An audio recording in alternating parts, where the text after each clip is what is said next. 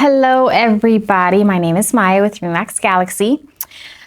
This is going to be a continuation from the contracts class that we had a few weeks ago. This is going to be contingencies and addendums.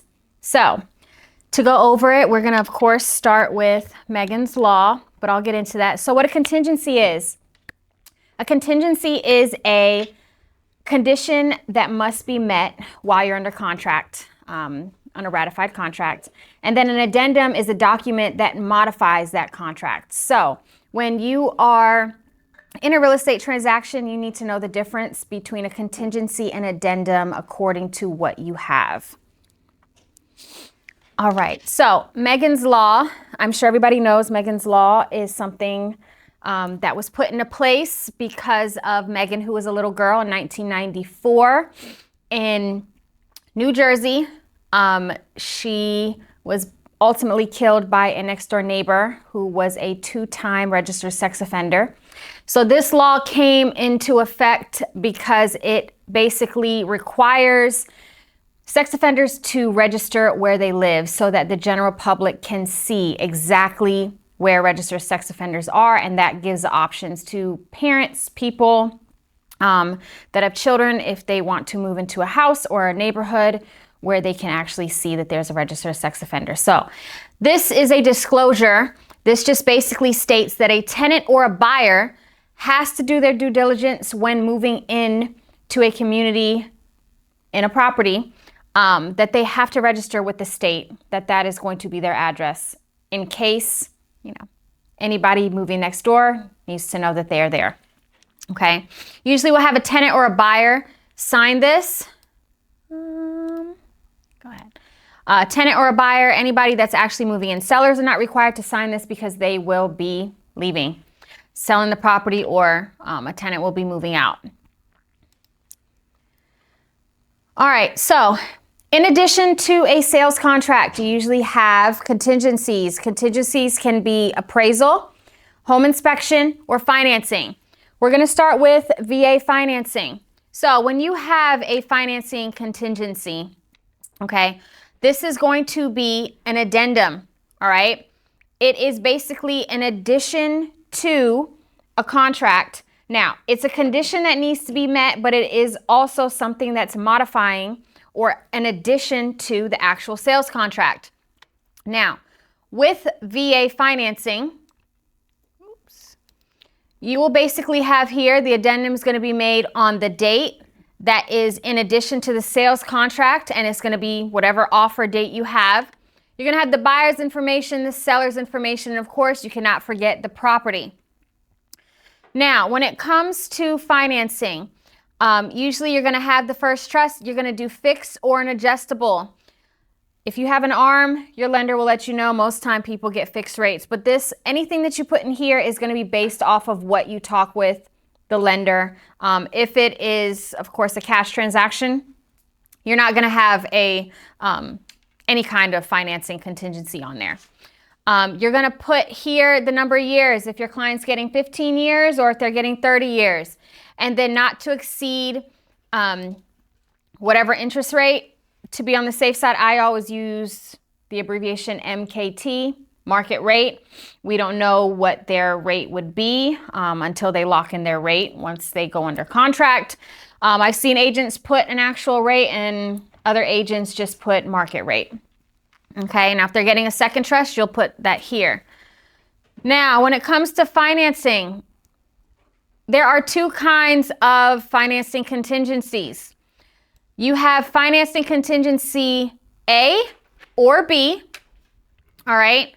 Now, A means, usually with financing contingency, if you have a 30-day contract, 30 days to close, you can put 21-day financing. What that's going to mean is that at day 21 at 9 p.m., 21 days after ratification, you will automatically extend to closing until the other party sends you a notification to, I guess, terminate, or what's the word for it?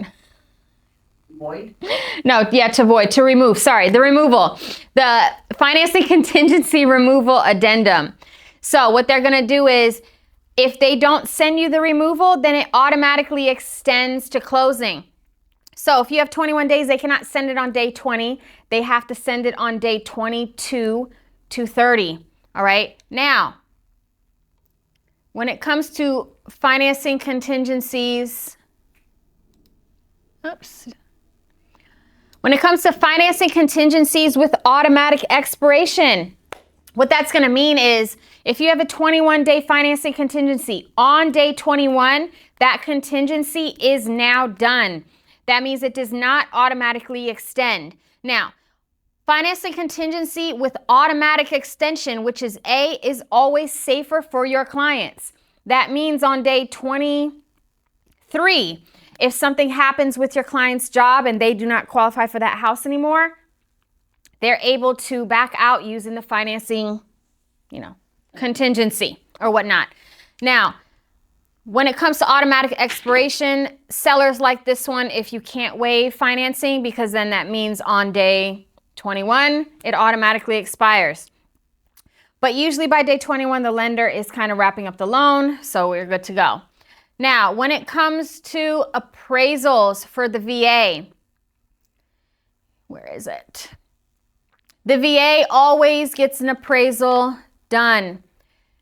Usually appraisals with VA takes a little bit longer than a standard FHA and conventional, all right? Now, with the VA, we do have a negotiation period and buyer's election period. What that means is if there's anything wrong with the appraisal, let's say the appraisal comes under value a little bit, that will mean that usually I put 3 days negotiation and buyer's election period, I put 2. So let's say you have a contract price of $500 and let's say anybody need to be admitted? Let's say it comes at $480. You can go back to the sellers and you will negotiate. They can drop the price, or if the buyer wants to put some money down, you do have a choice with VA, even though it's 100% financing, you can put money down. You have a negotiation period. Like I said, I put 3 days. You can negotiate with the sellers, okay? Now, if you cannot come to an agreement, buyer election. This just means that the buyer has an additional, I put 2 days to decide if they want to stay in that contract or walk away. Now, wood destroying insects, termite inspection. You will get a termite inspection when it comes to any loan. Sometimes with conventionals, the lenders do not require it. I know with FHA and VA, they're a little bit more strict on getting a termite inspection done. If there is a termite inspection, if there is termites, it is 100%, no matter what loan you're getting in the state of Virginia, that sellers have to get rid of the termites by spraying or remediating the issue of bugs and repairing any damage that they cause. Now, when it comes to appraisals, lender required repairs. The lender, based off of an appraiser, can ask for repairs. We've had simple repairs as paint the siding or fix a handrail. They have to fix them. All right. That's it for the VA. Now, when it comes to FHA and VA are government-backed loans. So they're somewhat similar in the financing that comes through HUD. All right. Same thing here. You're going to have all the information, the addendum date, offered date here, and then buyer and seller, and then the property address. Same thing is going to be here when it comes to they're going to obtain or assume. Now, when it comes to FHA financing, you can assume a rate. I don't know why with FHA too. You just have to choose which one is applicable to each contract. Because remember, every single offer, every single house is different scenarios.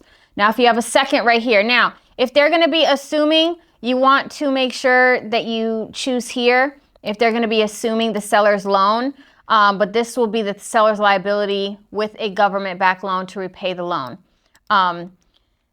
We will be having a lender here They can explain how assumptions work on loans, and that will be sometime in November. So we'll give everybody the date for that one. All right. Now, when it comes to alternative financing, if there's a change to it, you know, when it comes to not limited but the money down, this is something that's a lender question, and we'll have, I know Emron will be here, he'll answer everything. Now, when it comes to FHA loans, since they are government backed, there is a notice. I do see some people forget to get their clients, which is their buyer's initials here. It basically, they acknowledge that they know, anybody else coming in, that it is their due diligence for their protection to get a home inspection, okay? Buyer acknowledges it, receipt from HUD. So please make sure that anytime you have an offer, it used to be where everybody had to sign the bottom of each page when they were submitting offers, and they changed that a couple years ago, but you still need initials right here. Now, same thing with financing here, and it's going to be on every single one, whether you're getting VA, FHA, or conventional. You're going to have financing with automatic extension, where it extends automatically after the deadline unless they send you a removal contingency that now that this is satisfied, because the 21 days, 15 days, whatever days amount you choose is there, you can they'll remove it. Usually the sellers are the ones that will send it, or they'll request the buyer to go ahead with their agent to have that signed and sent right back over, okay? Or automatic expiration. Now, when it comes to FHA, the mandatory clause, this just basically states accordance with HUD or the FHA and VA requirements, you will put the contract price here, okay? So let's say if the contract price is $400,000, you will put here that the loan that they're going to be giving you will not exceed this amount. Now, if there is an appraisal issue, and let's say if you have a contract price of $400 and the appraisal comes back at $395, you will basically do an addendum to change the price, but you also have to remember that you need to come back here and also change this price here, okay? Standard. Same thing here when it comes to negotiation period. I always put 3 days and 2 days.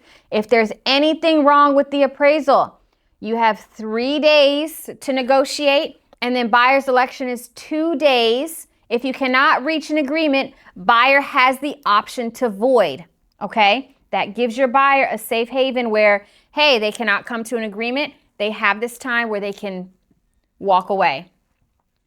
Same thing with lender required repairs and then certifications. Yep. Let's see here. Now, conventional financing. Remember, FHA and VA loans are government backed. Conventional financing is always private lending. All right. So same thing that's going to be here is you're going to have all of the standard information at the top, the dates for the party, the dates. Then you're going to have buyer seller information and property. And then same thing here too. You're going to have if they're going to obtain or assume fixed or adjustable. All right. And then if they have a second trust. Now, when you come here, same thing as FHA and VA financing. You literally can choose automatic extension or automatic expiration, depending on how aggressive you want your offer to be. If you're competing with other people, you might have to go with expiration. If you don't have another offer that you're competing with, extension is safer for your buyers in case something happens and they're protected if they lose their job or they don't qualify anymore for the house.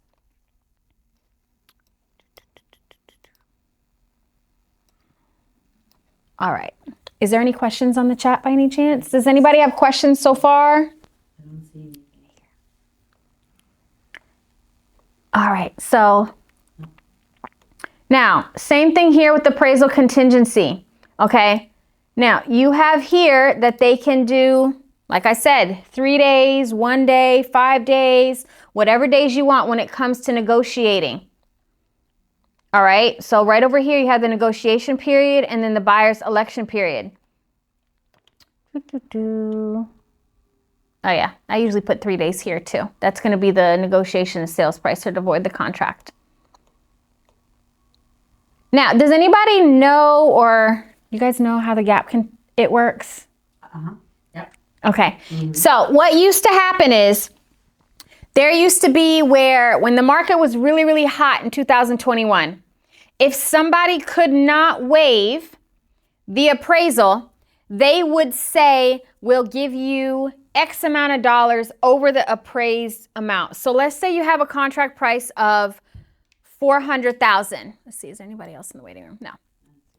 If you have a contract price of $400,000, if you cannot waive the appraisal, you keep the appraisal on there and offer what we call a gap guarantee. So let's say we'll say, okay, the contract price is $400,000. We will give you $10,000 over the appraisal price if it comes in lower, up to contract price. So what that means is, let's say if $400,000, if the appraisal comes back at, let's say, $370, the seller knows that they're now going to be able to get $380 because they're offering $10,000 over the appraised value up to contract price. But if the contract price is $400,000 and the appraisal comes at $395, they will now get $400,000, but it caps out at $400. They're only going to be giving them $5,000 because it's up to $10,000 extra up to contract price. Make sense? Okay. But they put this in the contract because there was no place for it before, and we were just having to do addendums, and the addendums were not clearly written, and everybody was confused. So this little, I guess, 2021 to 22, it is when we ended up seeing this. So it gives you can void this X amount of days, right? But appraisal plus 10,000, 5,000, 20,000, whatever you want. Or I should say, whatever you and your clients, if they have extra cash, because people sometimes, let's say the house was $400,000. And let's say the appraisal could have came at $370. That person might not have $30,000 extra. They might only have, between their closing costs and down payment, maybe an extra $10,000, but they really want that house. So they only can offer up to $10,000. So it's safer to keep the appraisal on and offer that gap guarantee in between, just as, hey, we want it, but we don't have it if it comes now. If it comes higher, and, then you're good to go. You don't even have to use it. If your contract price is $400 and the appraisal comes at $405, that gap guarantee doesn't even exist anymore because it didn't come low, and now the buyer saved their money. Okay? And usually, Maya, I just want to add, usually we use this when it's a competition. We have multiple. Yeah, it's a multiple offer. You don't need to offer, good catch. You don't need to offer it if it's just putting an offer in. Yeah. They don't have competition. I have seen where it was just one offer and we couldn't waive appraisal, and they asked to put the gap guarantee and we didn't. The other agent asked us to do it, but we didn't do it. Yeah, because there was only one offer. So, all right. Same thing, lender can require repairs. Now, for example, if we go back up here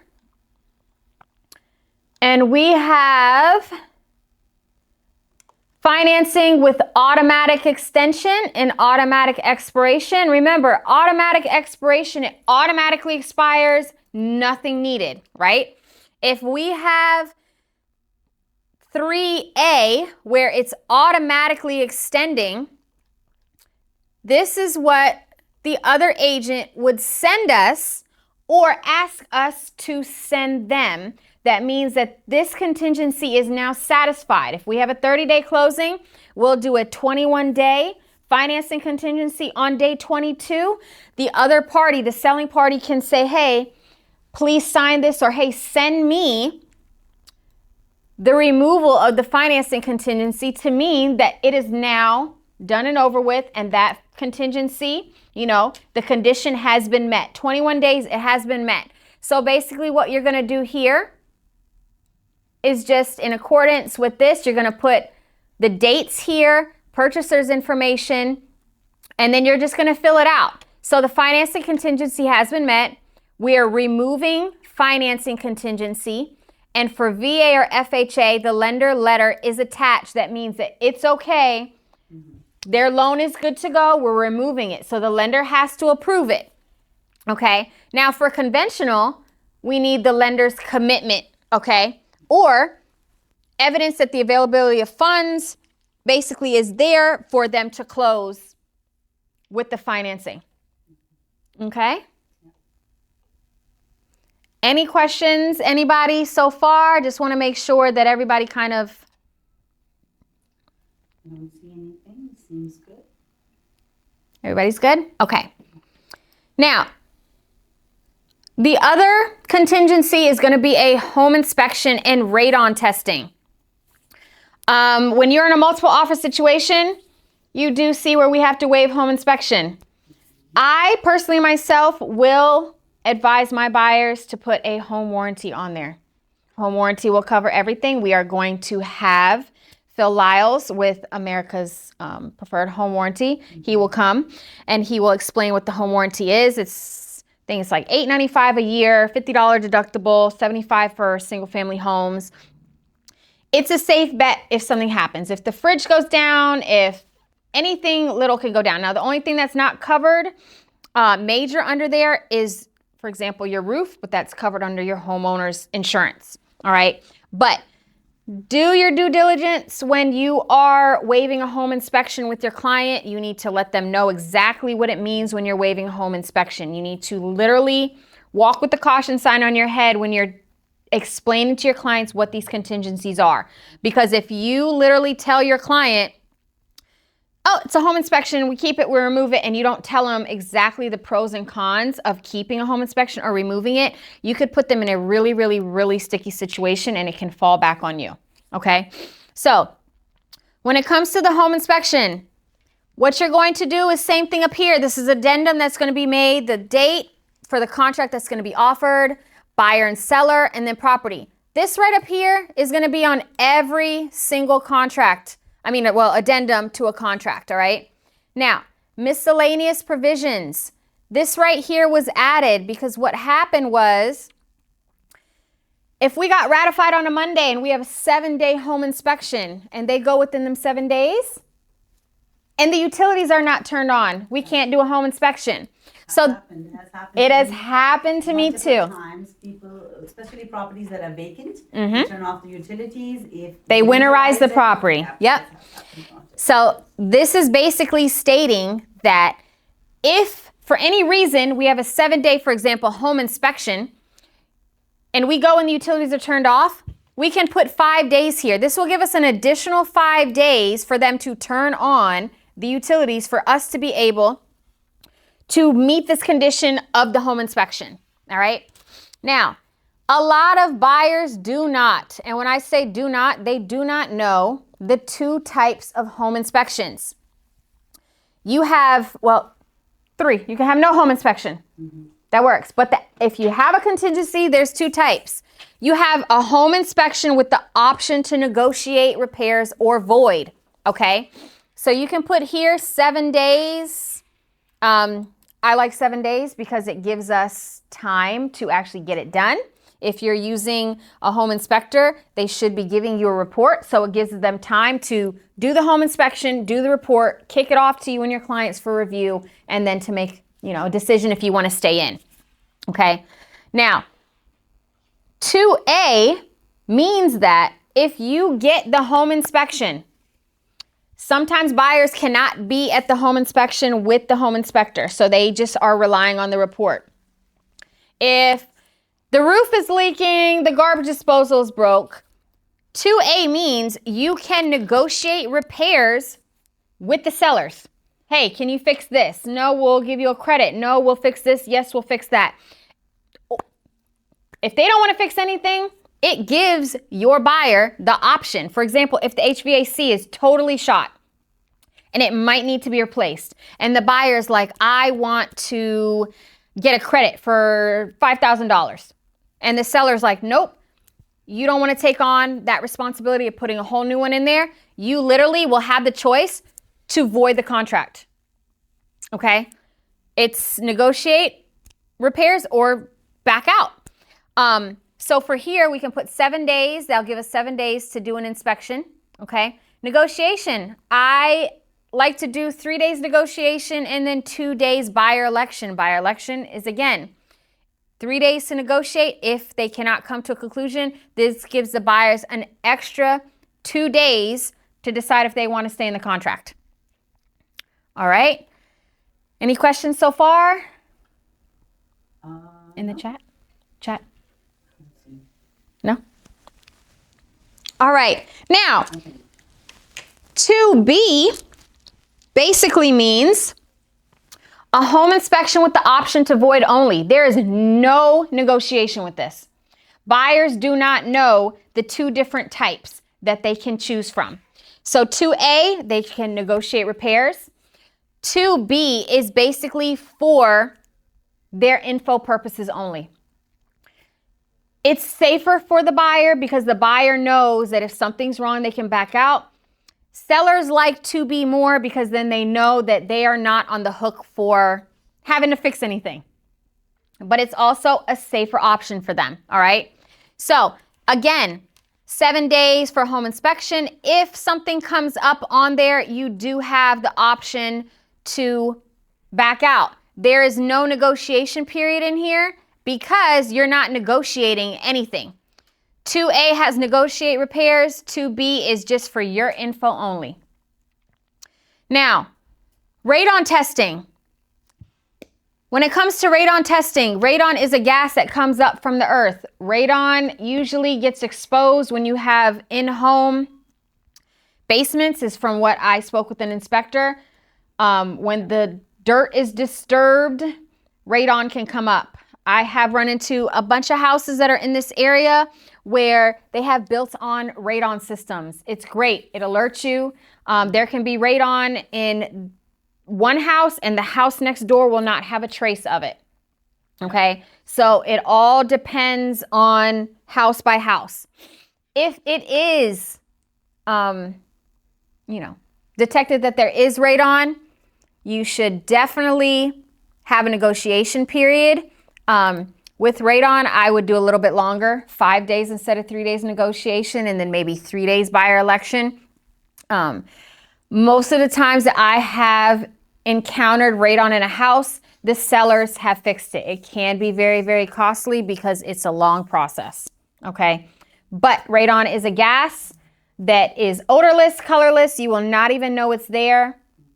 And then eventually over time, it will cause lung cancer. Okay. It's not required. If you have kids, I would require it. If you have a basement? If you have a basement, yeah. Because what happens is radon is, yeah. You want to stop it? So radon basically comes up from the earth. It's just a natural gas that's made from the earth. But the more you disturb the dirt, the more it comes up. Now, don't quote me on this. Please, please, please, if you guys want to have more information on home inspections and how radon, asbestos, and, lead-based paint, all of that works, please contact a home inspector. We do have a lot of them. They're on our website. If anybody needs to know, we have our vendors that are on there. But the difference is radon is a gas. When it comes to lead-based paint, before 1978, lead-based paint, there was lead in all of the paint that was made. What would happen is, especially in drier conditions, the paint would peel and crack. If you've seen older horror stories, you'll see those dilapidated houses that have paint chippings. The kids would eat the paint, chippings off the wall, and then eventually over time it can make them sick and possibly cause cancer from Now asbestos. Asbestos is a material that was used in sidings, insulation, and then flooring. When it comes to asbestos, especially flipping homes, I've seen it a lot back in the day. Now, a lot of homes with lead-based paint, houses has been painted over in the past 50 something years. But when it comes to asbestos, a lot of older homes that still have the insulation with it, and then floors. I don't know if everybody remembers the checkered board floors. That's where I would see a lot of asbestos. It's just a material that once it's disturbed, it goes into the air, you breathe it in, it goes in your lungs. If you do break down a wall and you see that there is asbestos material, contact a professional and leave right away, because they need to come in the hazmat suits. So Usually homes, again, they're older. Older homes will have Older homes. They don't make it now at all. They don't make any material with asbestos, but the material is already in the homes. Like I said, lead-based paint has definitely been painted over since then. On the asbestos, we don't have a specific addendum disclosures on that, right? Or is it a part of the lead-based paint? No, there's no addendums for asbestos. Yeah, it's more the lead-based paint, because lead-based paint is exposed. So if you're purchasing a home and you have a basement that hasn't been painted in 50 years, that can be there. With asbestos, it's in the walls. So it's not an exposed, that's not an exposed actual kind of thing. Now, with radon, you have same thing. You'll have the negotiation, buyer's election. Okay, does anybody have any questions on, we did financing and now we did home inspection? No, I don't see anything. Okay.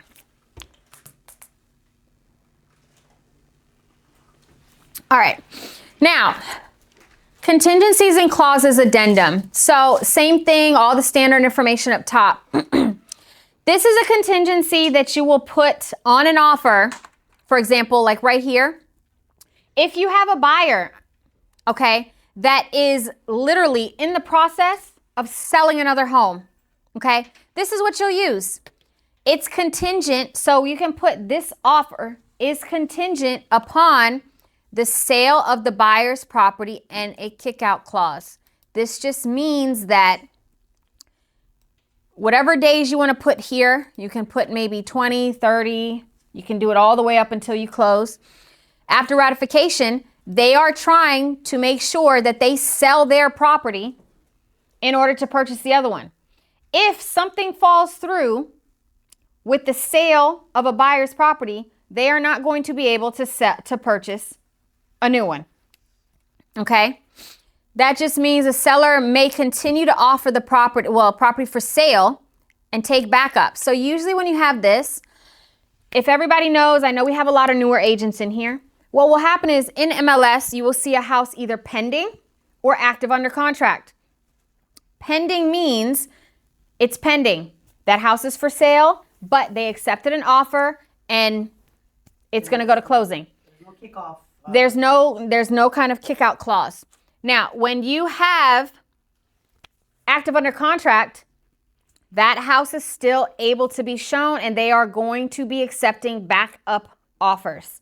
The only kicker with that is if you have a person that's a buyer that's under contract, let's say Aisha is the buyer and you are buying the house.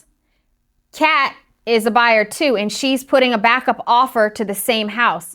Kat cannot put an offer in any other home. A backup offer? No, she can put a backup offer to the same house, but she can't go put another offer on any other home because she already has a current offer. Because if you back out or your financing falls through and then they accept hers, but she's under contract or she's putting an offer somewhere else, she can't put two active offers in two different homes. So if you're doing a backup offer, that's it. You can't put a backup offer nowhere else. You'll have to take your offer back from this property to put an offer in another property. Does that make sense? Yeah. So backup offers literally hold you to a property. Okay. But this right here, okay, is literally going to be contingent upon if a buyer needs to sell their house and wants to purchase a house, they still have a way to back out of purchasing a home if the sale of their home falls through. Now, the settlement of this contract, okay? Basically, if they're, let's say, already under contract, the settlement means that if they go ahead and close, then they're the ones that they're going to be, the buyer will be closing, okay? And they settled upon the buyer's property. It's so confusing sometimes the way they word it. You guys get it? So right here, settlement of this contract is contingent upon the settlement of a contract for the buyer's property located there, right? So it just says that they are going, the seller knows that they're going to be purchasing a property. This one has a kick out clause, right? So the sale, but then they also have to kick out. And then, oops, what's this? And then this one right here basically means they're going to be purchasing. There's no kick out clause in this one. All right. Now, so this one right here means it's contingent upon a seller purchasing another home. This one you can use with a rent back. So when the seller is selling a home and they need to rent the property back because they're going to also be here. You never seen this? No, this is for the seller that they're buying another house, and then the seller wants, for the buyer to know that, hey, I am contingent on the buying my other home. If I cannot buy my other home, then this contract is I'm not going to be able to sell this house. So that's the contingency right here. for the seller. Right here, this contingency will terminate on the deadline. Contract will remain full force unless the seller delivers notice to the buyer prior that this contract void. Make sense? The way they're wording them can get so technical lately because of so many issues that have happened and lawsuits that have happened. So everything has to be, they're very confusing. That's why I wanted to make sure everybody knows. But again, you have to read everything based off of what your situation is with your buyer or with your seller. Who you're presenting.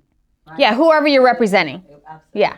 And also Because read is, read between the words. We're going over it. But you also hear, you have, Nice to you. yeah, so you also have so many people here that are on the support team that can help you based off your situation. Because I'm explaining these documents, but you also have to bring to me the situation so I can kind of tell you which one it'll apply to. Because right now it's just standard and I don't even have a scenario to give you, if that makes sense. So for this document, you just choose one or whichever applies to you. Yeah, whichever applies to you. Yeah. Yeah. Perfect. So then for here, clauses, backup contract. This contract is the first backup to another contract dated blank between. So if you want to be a backup offer, you need to submit this document with your offer. This is stating that your offer is not guaranteed to get accepted. 100% will not be accepted.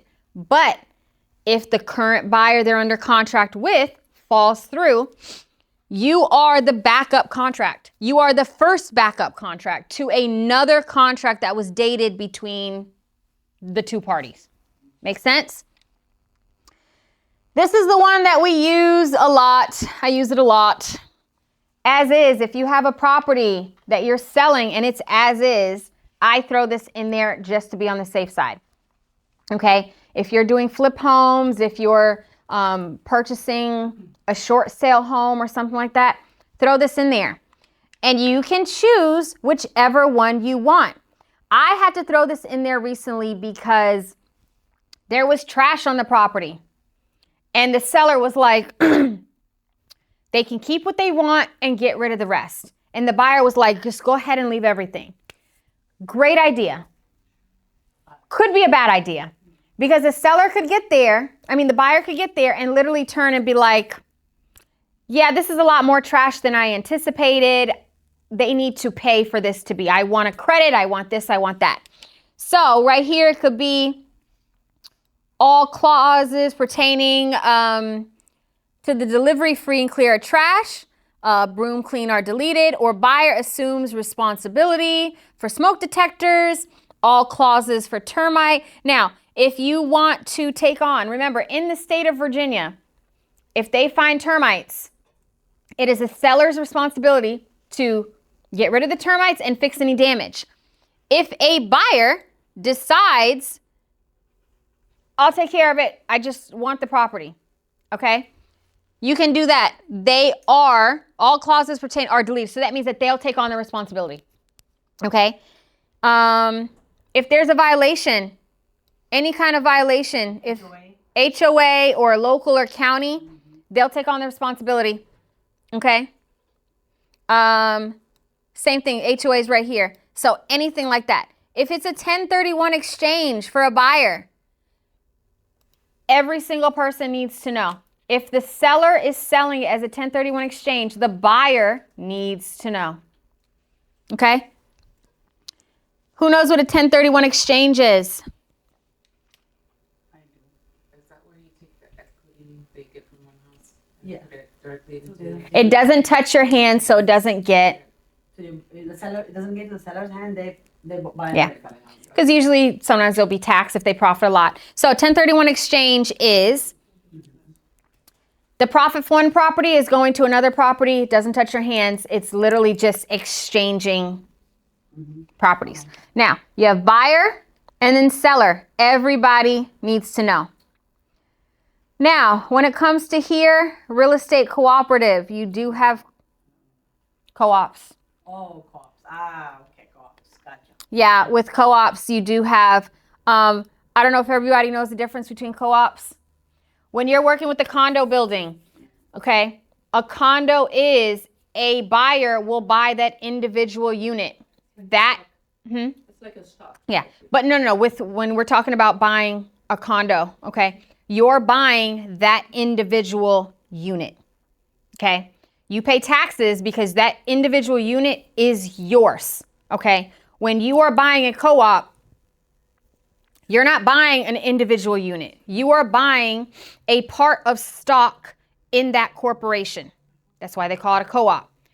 Your unit is now leased to you.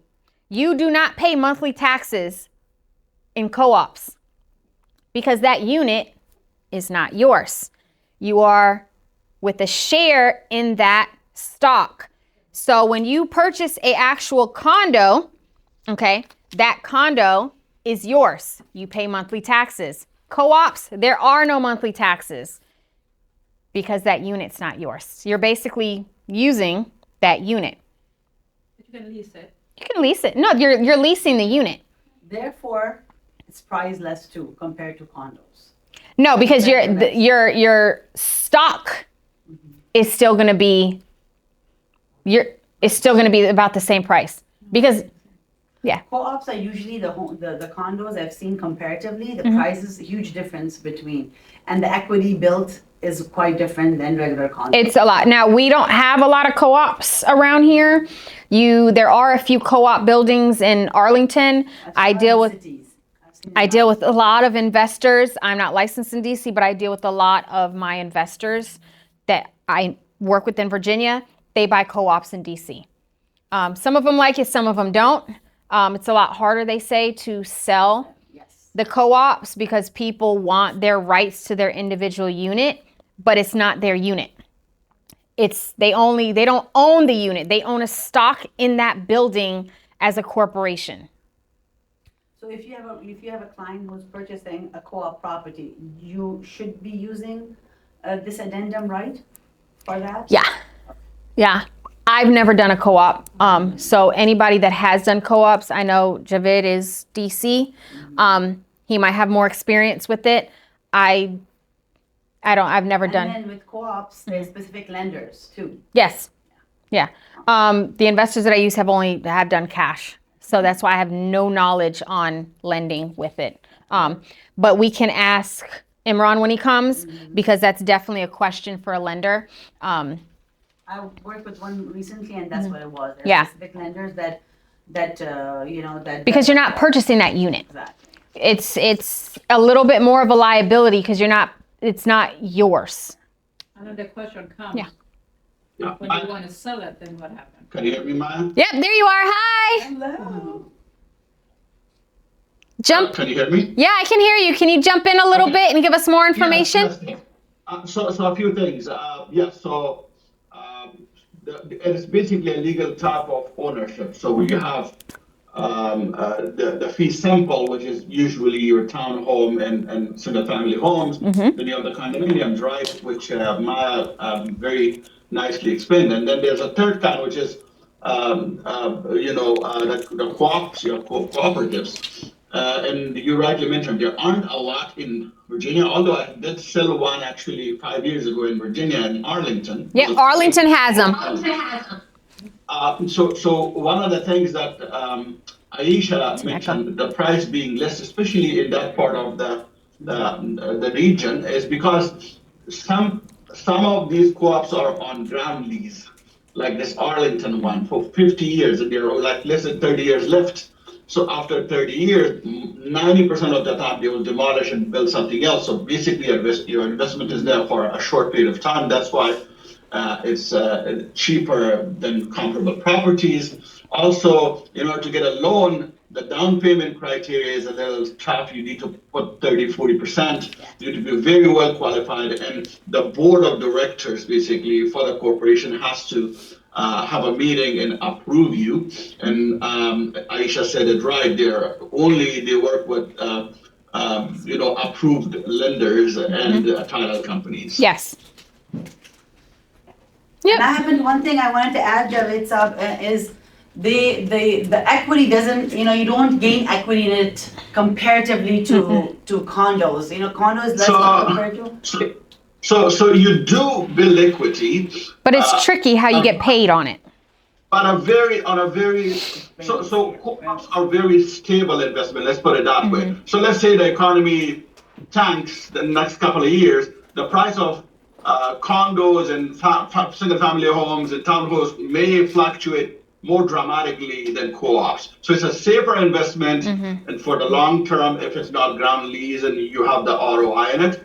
But yeah, the price doesn't fluctuate that dramatically compared to other forms of ownership.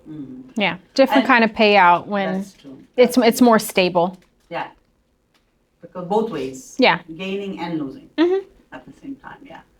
There was another thing with co-op that my God, it was here, but We don't see them too much. They're more city. Like I said, Arlington has them, but DC is very, very big with co-ops. Another thing I when I had the transaction that I noticed that was told, by the lender. So you cannot with a co-op, most of the time when you purchase, it's for living in the first year.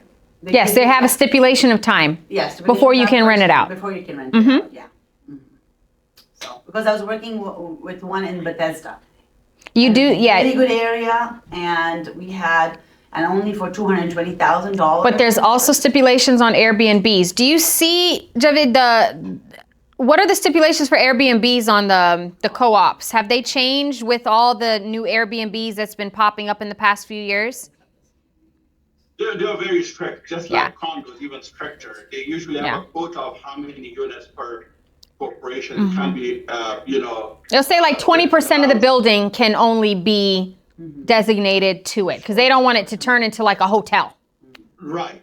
So they're very strict. Whenever you have an investor client, please make sure that you get all the documents and ask the right question before you sign the contract. Yeah, you need to see what percentage is that building has to renting it out.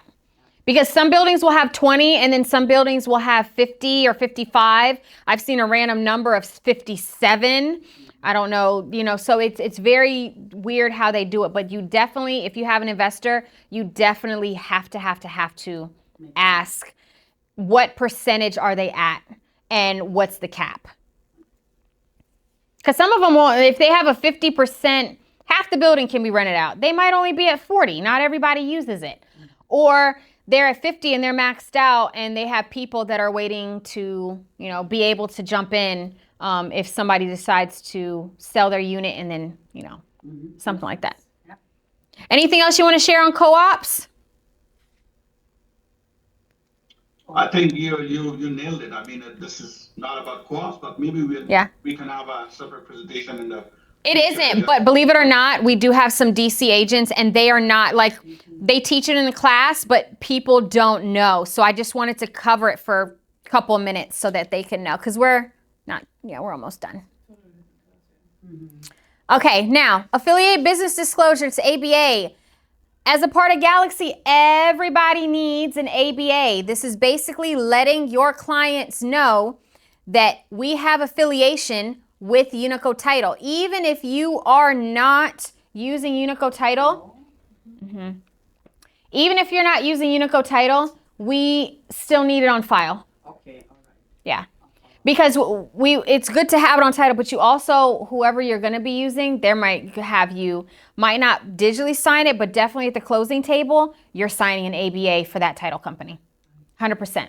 But we would like you guys to just get it. I put the ABA in the offer because I just kind of throw it in there. I do that too. And then if we end up, I've used it where I put an offer together and thought we were going to use Unico, and then all of a sudden the sellers are like, hey, can we use this? And I just want to get the offer accepted. Sure, we'll change it. It's already in there. That gives all of our fees. It lets them know that, Waleed, who is our broker, is in there. And then we have it for DC, for Virginia and Maryland. All right, so dual and designated.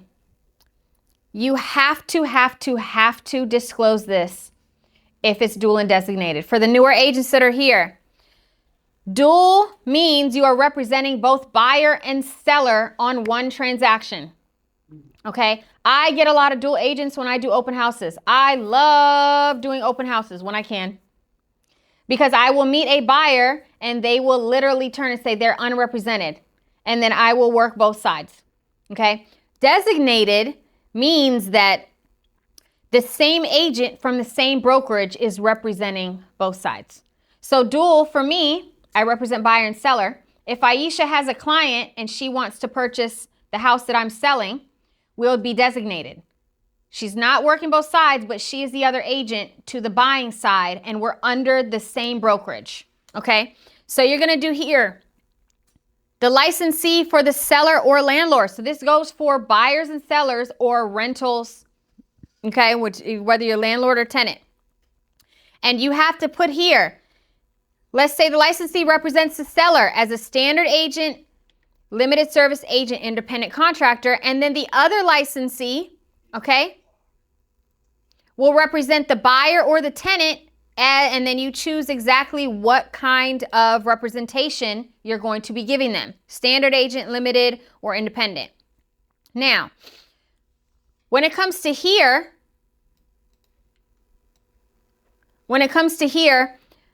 brokerage firm. So you're going to have to say both clients are existing, or one is an existing client and one is a new client.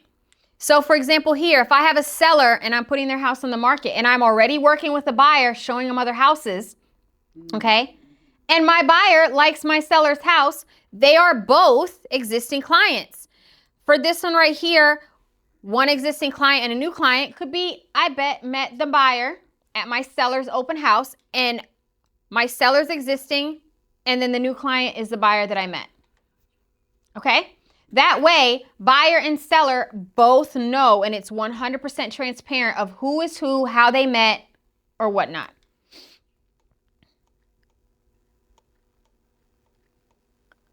All right, escalation addendum.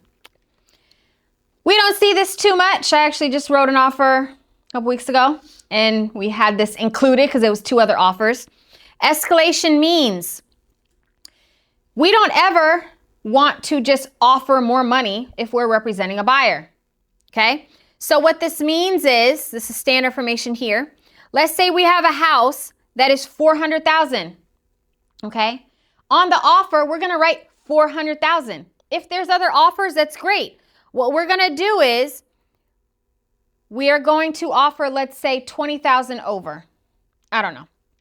Okay? This means we're going to jump in increments, okay? So net to the sellers of maybe $1,000 above any other offer, increase to the amount which generates net to the seller and not to exceed here. So for example, we will have an offer. We put together an offer. If the sales price is $400,000, I'll put offer price $400,000.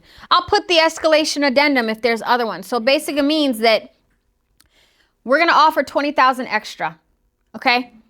$1,000 above anybody's offer, but not to exceed. So if we're offering 400,000 and they get, let's say, one other offer for, let's say, 410, our offer automatically jumps to 411.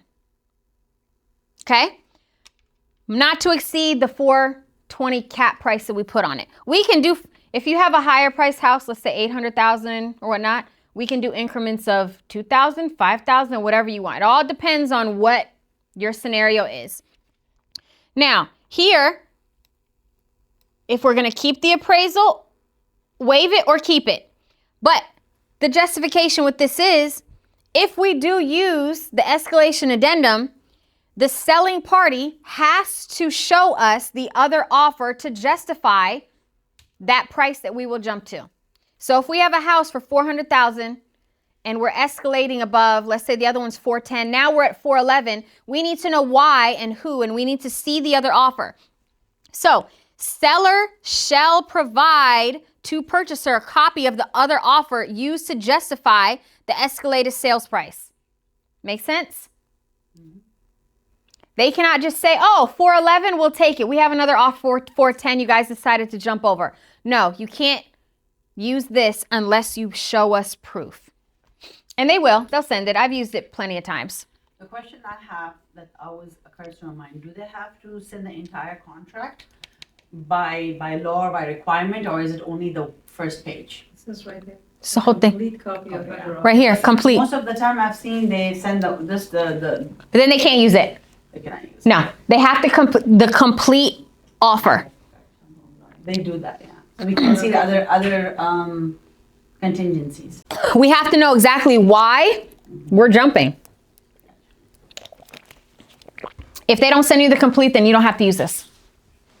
Okay? All right. All right, so lead-based paint. Let me tell you this, since I teach real estate too, okay? You as an agent can never, ever, ever, ever fill this out for your client. Ever. I have seen agents that have signed for their clients. Not going to give no names. They're not with this brokerage, but you cannot. Okay? Basically here, presence of lead base. They have to check one. There is known lead base, or the lessor, which is the seller, has no knowledge. Okay? Now here, records and reports available. Okay? If you have a report that there is, you have to provide it. Have to. Or here, the lessor has no reports. Okay? They will initial here. Now, the lessee is the buyer. The buyer signs here stating that they have received a copy of everything that's listed above. So if the seller has no knowledge, they're stating, great, we received the document stating there's no knowledge. If they do have knowledge, great, we received it and now we need to figure out, please paint. Chip it away, paint over it. Okay. Now, the other people, okay, you will literally have to sign this as well. Why does it say, oh, listing? Yeah. Okay. Yeah. So as a seller's agent, you have to sign this yourself. Tenants has to sign this themselves, that they received it. Okay, buyers, tenants, everybody, anybody, every single party, including the agents, have to sign this form. All right. Is there any questions so far? No. Okay. So, seller's post-settlement occupancy agreement. A rent back. This is a standard rent back. When a seller sells a home and a buyer is buying the home. Some sellers don't have anywhere to move to after they sell their home. They will be able to rent it back. Per Fannie Mae, Freddie Mac, you have to take control of your property 60 days. I have pushed it past the lender, didn't say anything. Wow. Yeah. But a lender will require you to get your property 60 days after selling. Now, if you have an agreement with the buyer and seller and they're say, oh, we'll let you stay for an additional month, that's all on them. But a lender will cap it at 60 days. Okay. So all standard information here. This is just basically stating occupancy charge. Seller will pay an occupancy charge at settlement as follows. You can do a per day fee, because remember, as a seller rent back, they don't always use the complete. So I'll ask for 60 days. They might only use 40 out of the 60. Okay. So you can do a per day charge or a flat fee. Now, when you get into, multiple offer situations, we've put it at 0 rent back. Nothing. Okay.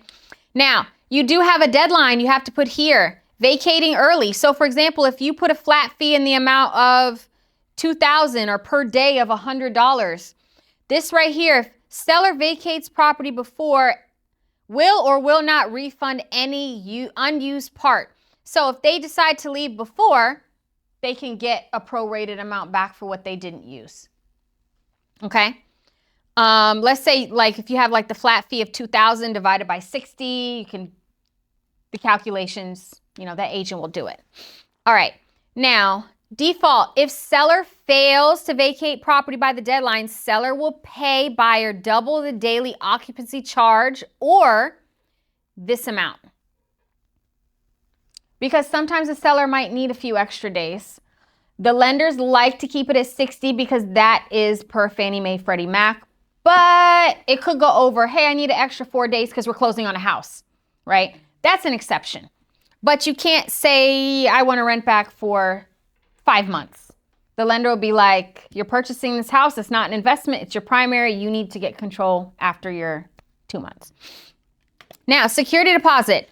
With the security deposit, what will happen is seller will escrow at settlement blank. You can do $2,000, $5,000, 0. I don't suggest put 0 because if the seller leaves and there's holes in the walls or whatnot, you should always charge them. Okay. And then security held by, usually it's the title company. Okay. So you can put the seller will pay at settlement. So for example, when the seller and buyer go to close on the house, the title company will hold $2,000 from their proceeds as a security deposit. Okay. And then what will happen is once the seller moves out, then there's an additional document to release the funds from the title company back to the seller. And both seller and buyer has to agree and sign it, and then Everybody has to agree and sign. Everybody. Okay. Home warranty. With the seller rent back, there can be a home warranty that they choose to get. If you have a home warranty, this will basically start and you put it on here. So if you're buying a home warranty, you will put all the information here because as soon as that closes and the new buyer has it, if the seller accidentally breaks the microwave handle, it is now covered because the buyer legally will own that home moving forward. He is the new homeowner and their home warranty will take effect. Okay? Access. Seller will permit buyer reasonable access. So this here will or will not. So what this means is if you have a buyer that could be an investor that's purchasing the property and the seller needs to rent it back, this is going to say here, buyer or buyer's agent will have the right to show the property to a prospective buyer or tenants prior to the deadline. So as a tenant, okay, a seller, you are now a tenant in that property. And let's say that property is an investor and they want to get it on the market as a rental property. This is going to allow you to show it. Or if it's a flip home, now they're going to resell it and they have to show it. This is just granting permission that the sellers know that this property will now be marketed. You will allow people to come. So if you choose will not have the right to show, then they cannot show that property to anybody while you are renting it back until they move out. Everything is covered in these addendums and contingencies. And usually every 6 months to 8 months, anything changes, they keep on updating it. They will keep. Now, private well or septic inspection. If you have a offer that is on a property that is not on public sewer or public water and you have a well and septic, you should 100% have an inspection done. I have seen some very great transactions that we thought were going to be smooth go downhill very fast because of well and septic. Okay? It can be expensive. It can be very expensive. Very, very expensive. Okay? Now, this is basically stating here, same information, well water. If you are getting a loan, 9 times out of 10, that lender, especially if it's a government-backed loan, which is a VA or FHA, will require you to get a well water test. They will not loan you funds. You cannot close on that house if that house has bacteria or E. coli in the water, because that now is a health issue. Because the way they look at it is if somebody moves in and they drink tainted water, now they die and they can't pay them back. That is I swear that is the way the lender explained it to me, raw and uncut. FHA and VA are very strict on it. Because they're government backed. Those two are government backed loans. Conventional is private lending. Now, if for the newer agents that are here, you can only have one FHA loan out at a time. You can get as many conventional loans as you want. You can only have one FHA loan out at a time. You can never have more than one FHA loan. Anybody know that? Okay.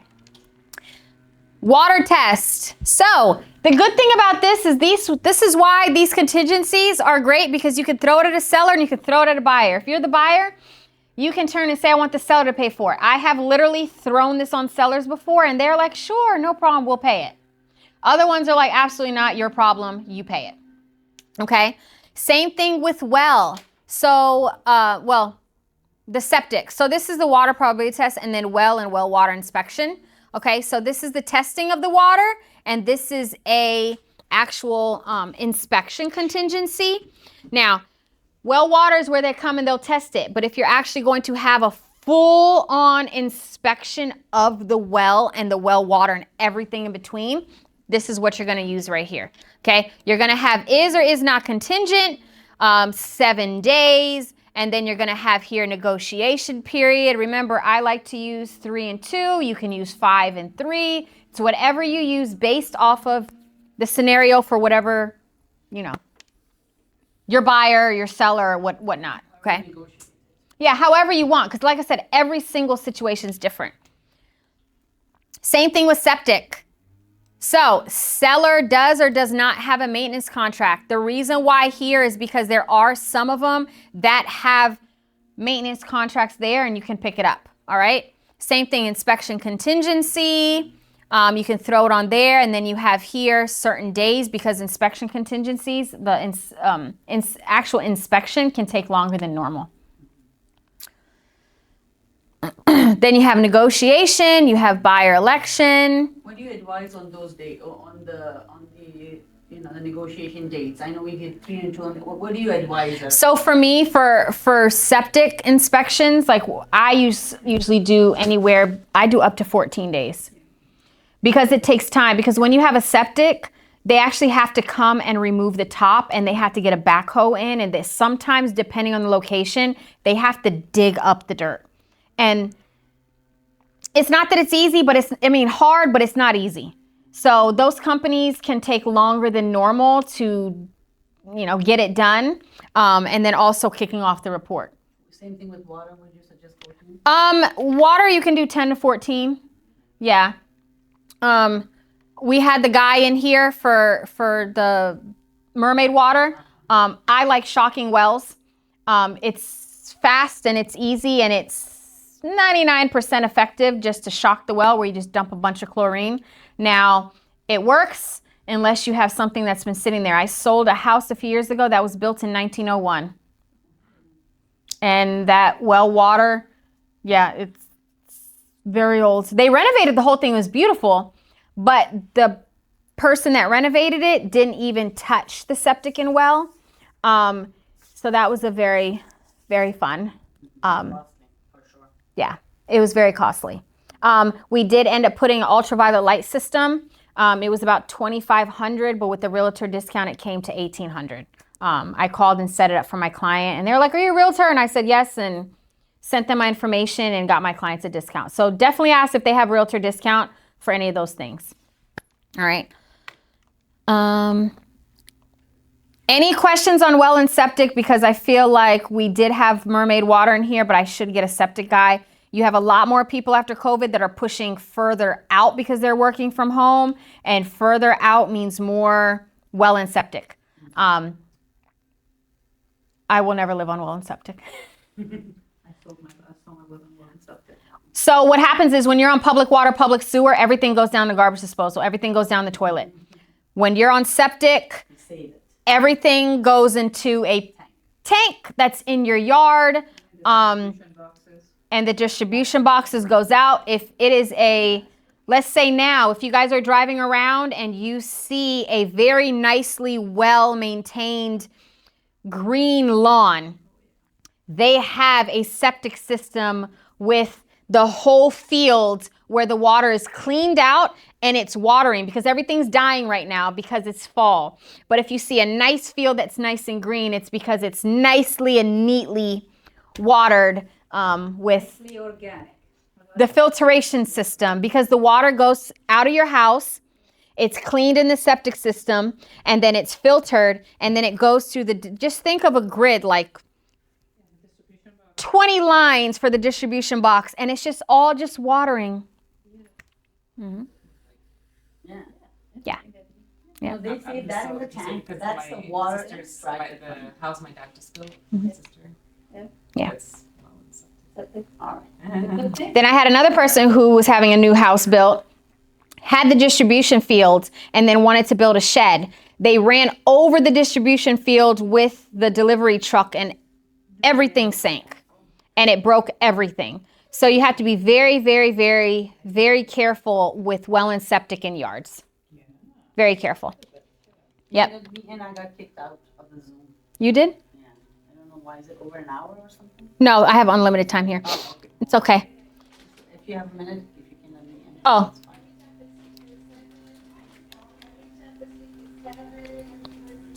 That's fine. Okay, so the last one is solar panel contingency.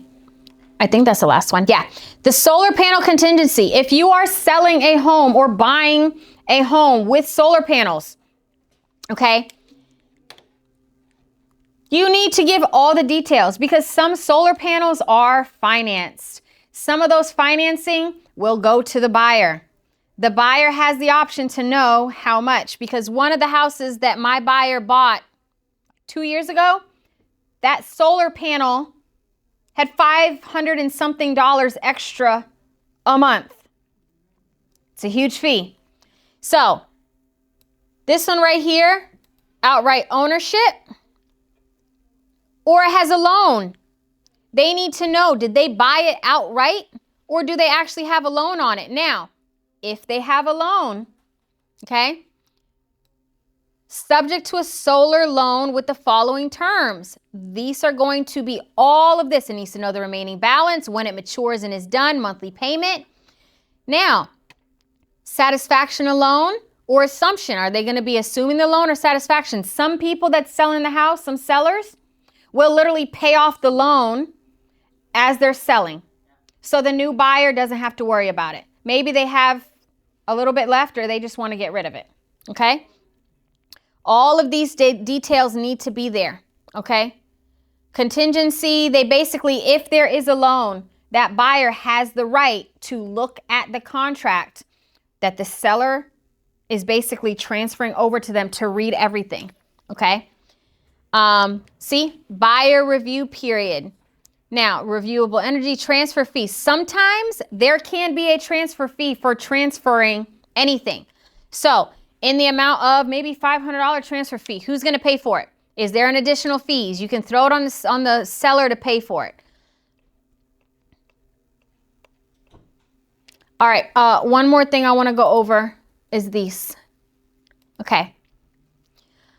Before, every single time that we do a transaction with the MLS disclosures, it was one form. And you would click buyer or seller, but it wasn't adhering to tenants and landlords. Okay. Finally, after a year and some change, because all of this switched August 17th of 2024, now they have a seller and landlord and then a buyer and tenant. This is basically stating that sellers and landlords know exactly here. So you'll click seller or landlord client, and it's basically going to tell you how you're going to market your property. Okay. Date that you're going to put it on the market. So when a broker will potentially allow buyers to market this or learn about the property. Now, we went over this several times and it's the exact same one as other forms. So if you are a seller or a landlord, you have here 2A, it's active, okay? Using Bright to share my home in an open market. That means internet, because when you're putting a home into MLS, you're going to have all these flood of new questions, okay? Offer exclusive, if it's open market, just only on MLS, or just designated to that actual brokerage, okay? Kat, I can explain it to you more, okay? So this basically will mean 2A, once you put it on Bright, all the third-party websites, Zillow, Redfin, rent.com, I don't even know how many websites there are going to pull from us. 1800 plus, I always use. I have no idea what that is. 1800 plus. Yeah. But what I'm saying is that this is a clause that knows that, see right there? When they come touring open houses, it's going in right away. All those third-party websites will pull from us. So if there's open houses, it's going to pull from us. Any information, it's going to pull from us. Your sellers know it's going to be broadcasted on the open market. I tell my clients as my sellers or my landlords, we can only put our information in MLS. Zillow and all those other websites, they're very quick to pull. Their information might not be accurate, and we have no control over it. If you look at the listing agreement for an exclusive right to represent a seller or a landlord, it has on there that they know that the information that goes on the open website, we have no control over how it's advertised, okay? Now, here, 2B, use Bright to share my home's information with real estate professionals in Bright MLS only. It's not going to be on the internet to the open market. These are new within the past year on Bright. Before, we put it on Bright and it goes to everybody. Now you can choose open internet or keep it only on. But the alternative to that downside is if you put it on Bright MLS only, it's not advertised to the open market. So when you have buyers or tenants that are looking for homes, if they are not represented by an agent, it will not populate on the other websites. So it will not bring as many, people as they're expecting. Okay. Now, 2C, this is for coming soon. This is stating that my home is ready for marketing and will begin showings on this day. Okay.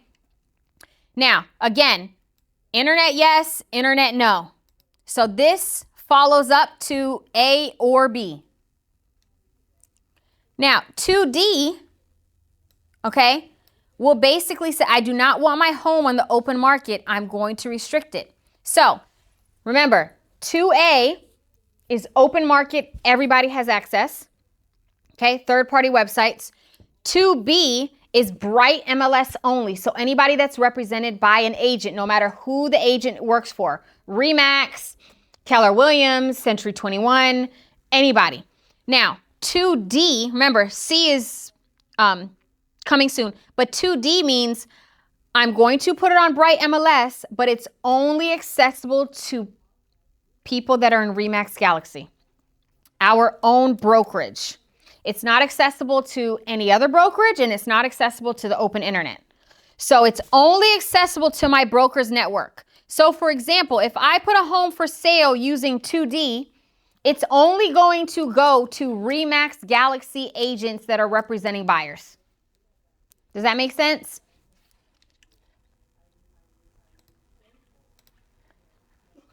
Hold on.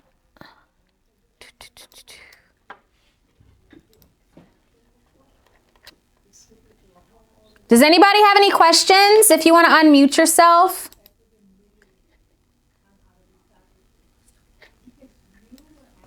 No? Okay. Now, for buyers, this is going to be a little bit different because what happens is for sellers are the ones that are either selling their home or homeowners are renting their home out. They need to basically disclose how they want it marketed. Okay? But for buyers and tenants, the only thing that's going to be on this form is they need to know how MLS works. They need to know that when they go on here, they're basically having access to everything, but also when it comes to the fees that are associated with buying or renting a home, it's fully negotiable now. It was before. It always was. But now There was a standard that we held up to, but it always was negotiable. But here, they need to, well, no, wait a minute. They need to know these amounts are not set by any laws or any associations. And they're going to be fully negotiable. And all they need to do is sign. There's nothing that they need to do compared to sellers because, remember, sellers, we need to know how, and landlords, we need to know how we're going to market, coming soon, whatnot. But this is just based off of they know how MLS disclosures work in terms of what they see and how the fees are, when they come to working with an actual agent. nice. Now we can make more. Make more what? Money? Money. Or less. Or less. I had a buyer that he was fighting with me. Why am I putting 3% and my That's a lender problem. exclusive? I'm like, what do you want me to put? 1 or 0 or 5? Do you want me to put 6? And it's all negotiable. I have to put, these are my services that I'm asking from the seller. And he was like, oh, and then I think the buyers are in that, buyers, they just don't like that. They don't like it, but you have to explain it to them. Of course, even Yeah. if you explain them to some people, they're like, I'm like, okay. Well, just remember that you as an agent, people choose you to work with. You can choose people. I've had somebody who decided that they wanted me to put 0, and even if the seller decided not to pay, he thought I was going to work for free. I'm sorry, I can't work with you. I want your paycheck. And he was like, what? You wouldn't go to work for free. I don't work for free. So it's one thing where you have to explain it to them, and then you as an agent has to do your due diligence, because if they choose not to sign something, and then ultimately if you put 0 on there and then the buyer, as a buyer you put on the offer, 2%, and they come back and put 0, you're not supposed to not accept that offer because now you're commissioning, but then also on your exclusive right to represent, you put 0. You're not going to get paid either way. So you need to hustle to negotiate your commission, but at the end of the day, you don't ever want to put 0, because then if something happens where the seller doesn't pay, now you have nothing. That can put you in a really bad situation. You're getting paid $0. I would never do that. Right. So that's why I say it comes a time where you have to have that conversation with your buyer or even your seller. Weirdly, people think we're going to sell their home for free. If you choose not to work with them because you can't come to that negotiation, that will be something where you have to do your due diligence on that part. So anybody have any questions? Anybody can unmute themselves. No? Thank you, Maya. Thank you. Well, thank everybody for coming. I'm going to go ahead and end it if nobody has any questions, but you can always give me a call. Thank you, Maya. Thank you for coming. Bye, everybody.